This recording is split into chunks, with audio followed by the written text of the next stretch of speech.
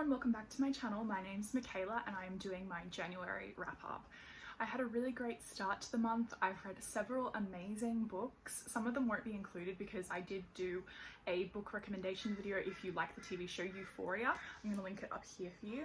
If you haven't seen Euphoria, you definitely need to, but there are some massive trigger warnings for it. It's one of those shows that's kind of like about teenagers and there's lots of sex, drugs, violence, all of the fun stuff, as I said in my video. Some of the books that I read this month for that video, I'm not going to include them in this just because it would be repeating myself. So we'll get on with the books that I did read this month, and I did really well with kind of reading things off my physical shelf, which is totally weird because I'm such an e-reader. The first two books that I read for the month of January were The Inheritance Games, The Hawthorne Legacy, both by Jennifer Lynn Barnes. These have been massive on BookTube and BookTok lately. There is the story of Avery, who is sort of a down on her luck girl.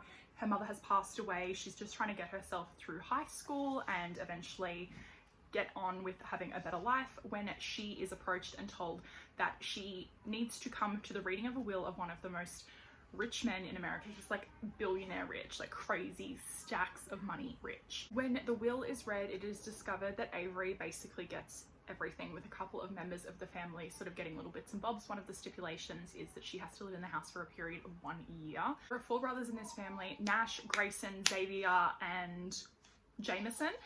She kind of has like a weird sort of chemistry with a couple of the brothers. It's not like a fun reverse harem, like, you know, the sort of ones that I like to read most of the time. I definitely found this book enjoyable. It did keep me wanting to keep going. Marathon it, and I did read it, The Hawthorne Legacy, next. And I wrote in my note, I did say that if the first book was like Knives Out, which a lot of people have compared it to, then this book is definitely like The Amazing Race. There's a lot more action in the second book. I think that it was originally going to be a duology and then it was sort of ramped up to be the trilogy.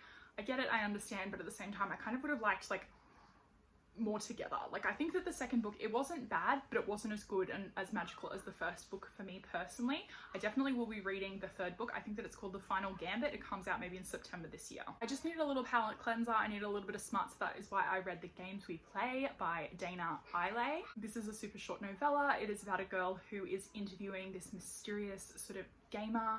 It just gets hot, it gets smutty. I think that Dana Eiley has another book coming out, so I'm really excited to read that one as well. I might even have it on my Kindle. It might already be out. I don't know what is going on. This heat is making me go crazy. It is my goal this year to read sort of more personal development books, so I read The Power of Now.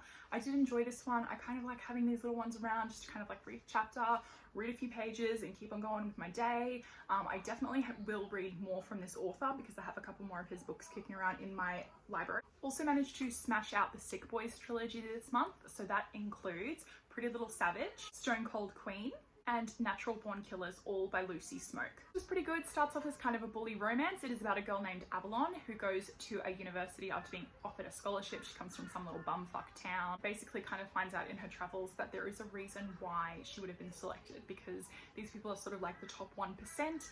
She does get on the bad side of the boys who run the school, of course, and the boy who is in charge, of course, likes her despite having to destroy her. This book is definitely dark and twisty and it's not afraid to go there. There are a couple more books in the series sort of centering around the other male characters that are friends with the main protagonist, so that's exciting. I will read those ones in due time. I finished up a trilogy this month by reading Auroras End by Jay Kristoff and Amy Kaufman.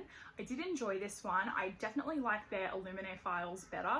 I just think that after reading this one, I couldn't help but compare the two. This, I can't tell you anything about it, obviously, because it is the third book. Massive spoilers. It is really well written. I would definitely recommend the audiobook. I got that one from Libby. I do think that it sort of had this funny little ending. If you've read Aurora's End, let me know in the comments down below. Let's like discuss it in a little spoilery way. I just felt like there was something, it was just like too much of a perfect ending for me personally. I was a bit like, eh. Next up, I read the most talked about book on the fucking internet, and that is The Love Hypothesis by Ali Hazelwood. I do get the hype. I think it's a little bit of like wish fulfillment. I know that sounds a little bit mean, but hear me out. I do feel like the author, after I read like her little biography at the back, I was like, oh, okay, I get it now. And it, like, is this Kylo Ren like fanfic? Was that like the rumor kind of going around? Because the male main character's name is Adam. I didn't know this story is about Olive, who randomly kisses the first guy she sees because her best friend wants to date her ex. The person that she kisses is the head of one of the science departments where she is doing her degree, and it's like, it's cute. It's a very cute little book, and there is some really good resolution with the conflict. I was kind of worried when the conflict first popped up because I was like, oh my god, where the fuck is this gonna go?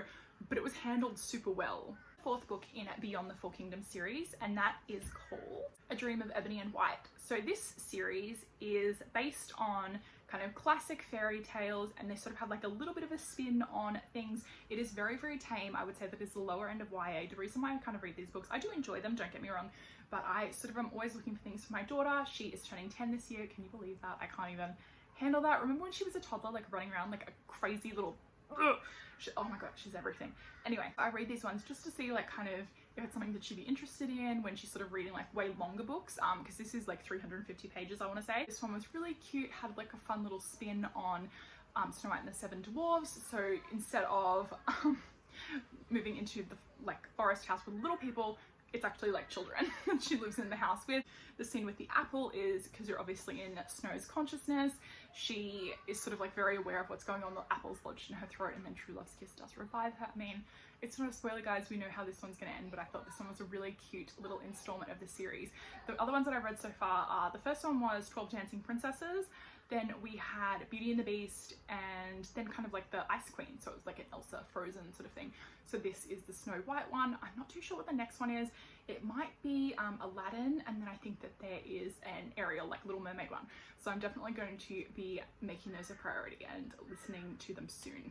Next book that I read is actually for an upcoming video that I really need to get my roller skates on with. I won't spoil anything, but it was Planet Barbarians by Ruby Dixon. It's super fun. I kind of like don't want to tell you a synopsis for it because I do think that it spoils it, because when I was reading it, I was like, oh wow, so that's how that kind of happens, because it's just never really explained, like when someone will review it or talk about it. I think that it's only like 200 pages long, so I mean it's not like it's a hard slog to get through, but I'm really excited to read the second book. I think it's going to be a lot of fun, and I definitely see like an addiction kind of forming of weird dicks.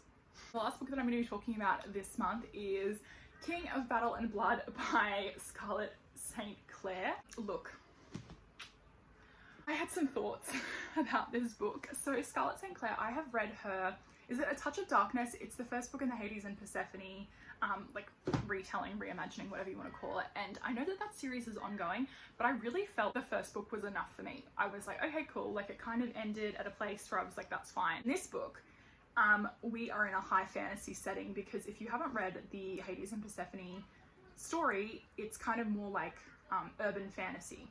So we're in, you know, like a world much as our own.